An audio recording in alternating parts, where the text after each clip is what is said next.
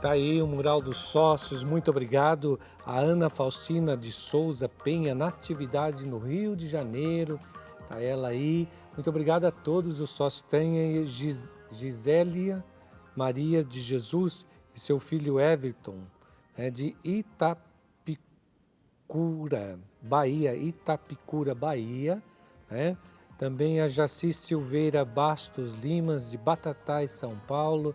Está aí para você passar um e-mail, para você enviar uma carta com a sua foto. Nós queremos acolher todos os sócios aqui no mural. Vocês já estão acolhidos no nosso coração e aqui, através da missa que nós rezamos todos os dias aqui na associação, o Padre Eduardo, os sacerdotes que aqui colaboram na associação, rezam por você, pelos sócios, né? Todos os dias aqui na associação. Rezamos o Santo Terço, fazemos a novena das mãos ensanguentadas por você.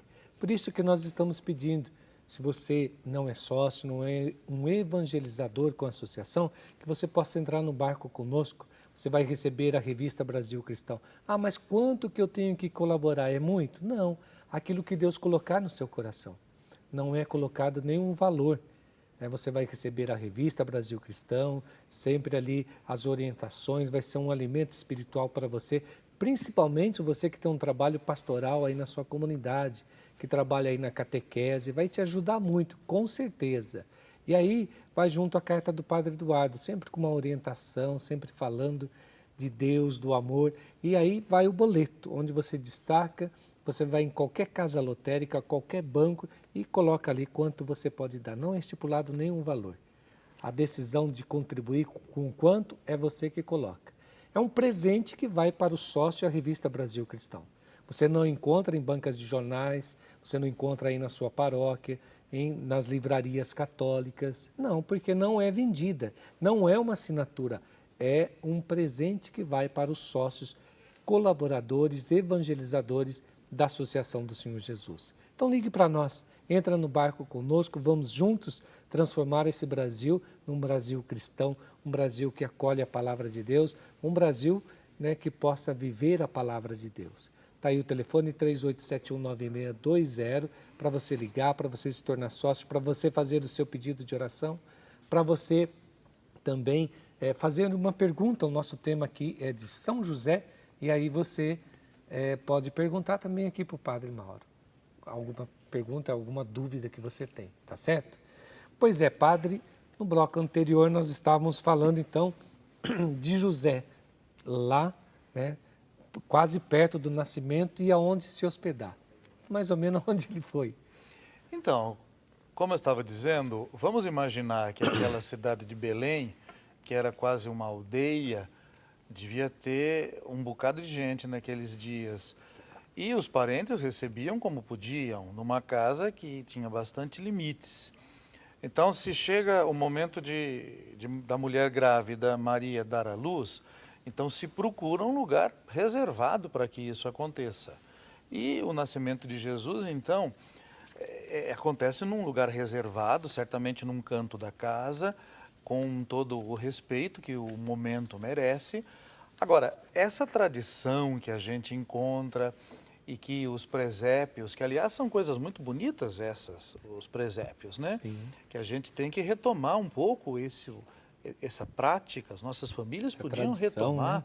porque é um sinal, né? Um sinal da presença de Deus ali, as pessoas envolvidas, representadas nas estatuetas, mas ali tem alguma coisa um pouco estranha, porque fala ou apresenta, os presépios geralmente apresentam, então, animais, apresentam a estrebaria, apresentam essa situação. O texto do Evangelho não fala nada disso não, mas fala do nascimento numa situação de bastante modéstia, de bastante simplicidade. Isso é importante, isso é significativo. Quer dizer, o essencial do essencial. Deus sempre se serve disso na história, do essencial. Não do grandioso, do fora do comum, mas daquilo que é o mais elementar para poder agir.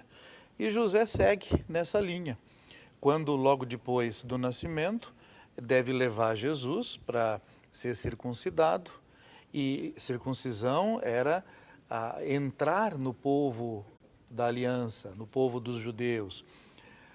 A comparação não é muito boa, mas para a gente entender, seria como que se fosse o batismo, tá? Aliás, é exatamente bem diferente, mas da mesma forma que o batismo Fazer parte do povo de da Deus. mesma forma que o batismo me faz parte do povo de Deus, do Novo Testamento, a circuncisão levava o menino a fazer parte do povo de Deus no Antigo Testamento. E na circuncisão se dava o nome do garoto. E o nome, como veio para José? Jesus. Jesus. Um nome muito importante no Antigo Testamento. Muitos personagens tiveram o nome de Jesus, só que tiveram o nome de Jesus dito de maneira diferente. Porque acontece isso com os nomes, né? Os nomes mudam com o passar do tempo. Então também o nome de Jesus era dito de maneiras diferentes no Antigo Testamento. Por exemplo, Josué, até o nome Oséias é uma maneira diferente de dizer o mesmo nome Jesus. Porque o sentido do nome Jesus é Deus realiza salvação. Deus faz a salvação. Claro que a gente precisa entender também o que é salvação, né? Porque aqui está uma coisa, Gildo, que a gente fala tantas vezes e não sabe o que é. O que é salvação? Para a gente entender salvação, eu acho que é até simples. Salvação são as coisas certas nos lugares certos, os sentimentos certos nos momentos certos, as escolhas certas nos caminhos certos. Tudo conforme um projeto sábio, prudente, inteligente. Claro que salvação também é a eternidade, é também o céu. Mas salvação não é só depois da morte. Salvação é aqui, nesta história. Então Jesus é salvação, aliás, o nome Jesus significa Deus é salvação, já nesta história. E é José que dá este nome. Então José, ele é o homem da grande palavra. Diversamente como as pessoas pensam, José não fala nada. Como que não fala nada? Fala sim.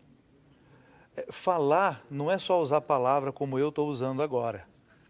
Quando a gente escreve uma carta, a gente está falando com alguém também, embora não utilize palavras. Quando a gente faz gestos, a gente também fala, através das ações. E às vezes fala muito mais, né? Às vezes muito mais. No caso de José, essa é a palavra de José, ação. Não ficar vendo como é que a coisa vai acontecendo. Não, fazer a coisa acontecer. Um homem de atitude, homem, né? de atitude, de decisão. E a grande palavra de José é o nome Jesus. Deus é salvação. Então, José define Jesus na história. Isso é grande. A gente precisa entender isso daí. De maneira que não é apenas a Santa Mãe de Deus, Maria, que tem o seu mérito. José tem um mérito enorme. A gente não pode separar José e Maria. Não separe o homem aquilo que Deus uniu. Então, José e Maria têm uma importância, cada um do seu jeito, decisiva na história da salvação. Nós temos também, e tem várias, se a gente for falar assim da vida toda, mas nós temos, isso é bíblico, Jesus nos seus 12 anos, ali em Jerusalém, a perda dele, gostaria que o senhor comentasse com a gente. Esse episódio é narrado pelo Evangelho de Lucas e parece que o casal, a família, Maria, José e o menino Jesus, iam com frequência, o texto diz, todos os anos para Jerusalém, para as festividades. Era uma prática dos judeus. Se eles podiam, eles iam a Jerusalém. Claro que nem sempre se podia, quando eles moravam longe, ou tinha situações de saúde, então certamente não iam. Mas o Evangelho de Lucas diz que José, Maria e Jesus iam. E nessa circunstância, parece que a coisa acontecia mais ou menos assim. O menino, antes dos 12 anos, ele ainda estava no grupo das crianças. Então ele acompanhava as mulheres. Eles iam em caravanas, mas as mulheres separadas com as crianças e os homens separados, né? Então Jesus está naquele momento em que ele ainda é criança, mas ele já está crescendo, já está quase entrando na sociedade da época. Hoje seria o nosso pré-adolescente, né? Mas na época, com 12, 13 anos, o menino já era considerado adulto. Então ele está naquela fase em que a coisa não está bem definida, se ele é criança e acompanha as mulheres, ou se ele já é um adulto, um jovem adulto, e acompanha os homens.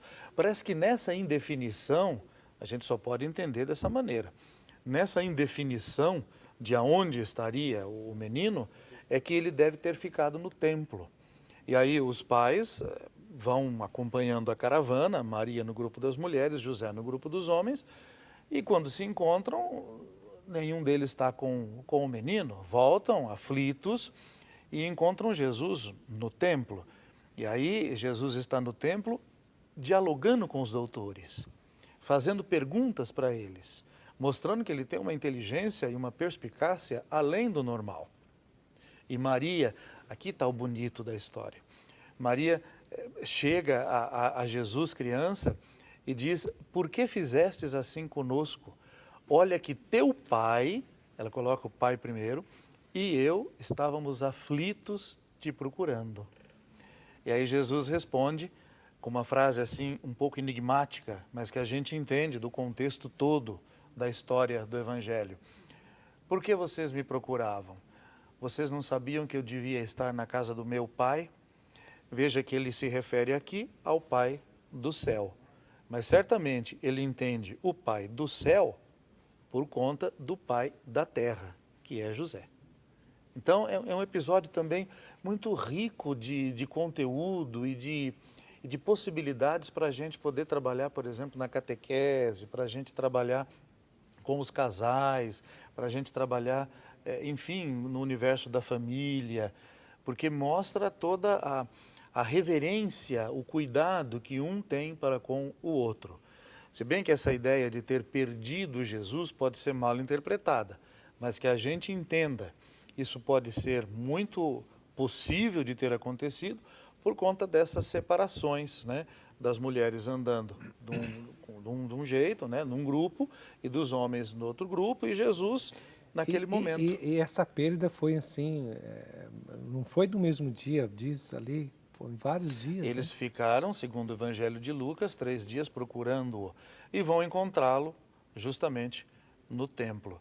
É interessante que se esse texto está lá no Evangelho de Lucas, e sabendo que os evangelhos, os 4 evangelhos, são muito objetivos nas suas exposições, nas suas histórias, são muito enxutos naquilo que contam, e se aquilo está lá é porque aquilo é importante. Importante por todos esses motivos que eu acabei de dizer aqui, e sabe Deus quantos outros motivos que a gente pode encontrar se a gente ler com atenção, orar aquele texto, estudar e estar ligado nele. Um fato interessante também que nós vemos de José quando ele foge, né, com o menino Jesus ali, pouco antes aí, para salvar o menino, para salvar a sua família. Né? É um homem que tem assim, uma intimidade com Deus, aí nós podemos ver isso, né, padre? Intimidade com Deus e ligação com a história. Se ele não tivesse atento às coisas que estavam acontecendo, certamente ele não teria feito isso daí, não. Claro que Deus, diz o Evangelho de Mateus, se comunicou com José através de um sonho. Tá bom? Tá certo? Agora, para ele entender e agir, certamente não foi só por causa de um sonho.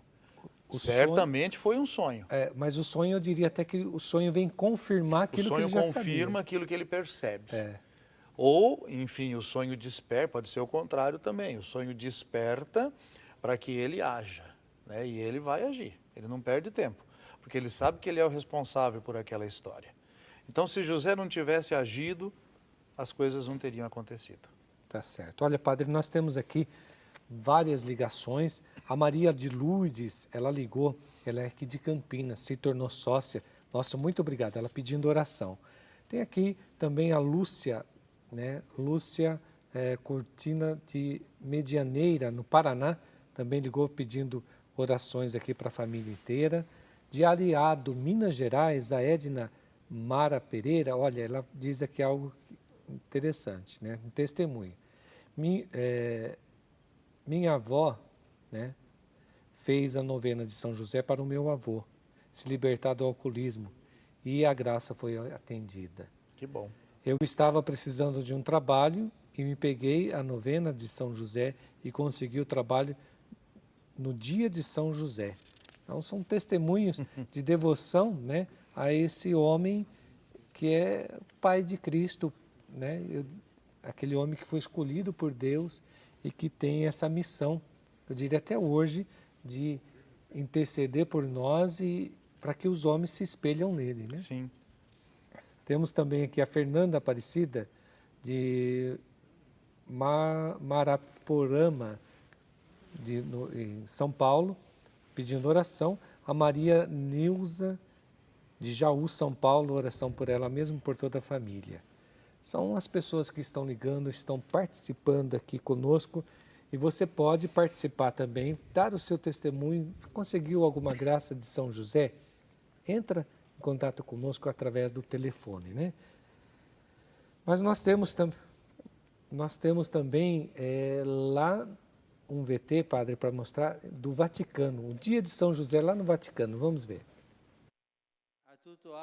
Para celebrar o Dia dos Pais e da festa de São José, o Papa começou sua audiência geral parabenizando todos os pais da praça e de todo o mundo. Vamos ver. Existem pais aqui na praça? Levante sua mão. São muitos. Parabéns, parabéns pelo seu dia. O Papa explicou que São José foi fundamental na vida de Jesus, dando sabedoria e graça ao longo dos anos. Ele então o descreveu como um modelo para os pais e educadores. Como o Papa rezou por todos os pais nesse dia, ele também destacou que eles têm a responsabilidade de estar presentes para seus filhos. Eu rezo para que vocês possam ficar perto de seus filhos. Deixem-nos crescer, mas fiquem perto, bem perto, ok? O Papa então pediu a todos os peregrinos que estavam na praça para se juntar a ele em oração, rezando um Pai Nosso em honra aos pais, incluindo aqueles que já morreram. Alguns de nós perdemos nossos pais. Eles faleceram quando o Senhor os chamou. Há tantos aqui na praça sem um pai. Vamos orar por todos os pais de todo o mundo, para aqueles que estão vivendo e aqueles que já foram, também para o nosso próprio pai. O Papa lembrou a todos que os pais também têm a responsabilidade de transmitir a fé aos filhos. Aí a palavra do Papa, como é bom ter a igreja e caminhar com a igreja, né? A fuga lá, padre, para o Egito, Herodes tinha medo de perder o trono, como que era? Herodes era um ladrão. Ele havia roubado o trono, ele havia roubado o título de rei, ele nem podia ser rei. Ele era estrangeiro, ele não fazia parte de nenhuma linhagem do povo da aliança. Ele era um bajulador dos imperadores, dos governantes de Roma. Aonde estava o poder, ele ia para ter lá as vantagens. Ele era um homem muito mau, ele não hesitou em matar sua esposa, matou filhos, com medo que os filhos tomassem seu lugar. Então imagina só vindo os estrangeiros, os magos, e perguntando aonde está o rei que nasceu. Perguntando justamente para Herodes, que era o rei. Ele não ficou feliz com essa pergunta, não. Não dormiu depois disso. Certamente que não. E aí então ele queria matar aquele menino que causava para ele o medo dele perder o trono. E aí a história a gente já sabe, né? Por conta disso, José toma a decisão, avisado em sonho e percebendo a situação, de ir para o Egito. E lá a história acontece. Tá certo, olha aí. Nosso tema de hoje aqui no Brasil Cristão é São José. Nós queremos a sua participação, a sua ligação aqui. Pode também entrar em contato conosco aqui, fazendo o seu comentário, o seu pedido de oração, se tornando um sócio evangelizador. Queremos receber a sua ligação. 3871-9620, telefone para você entrar em contato conosco. Se tiver alguma pergunta para o padre também sobre São José, entre em contato e faça aí a sua pergunta. Tá? Rapidinho, nós vamos agora para o intervalo e vamos voltar e queremos receber a sua ligação, a sua participação aqui conosco. É rapidinho, a gente já volta já já.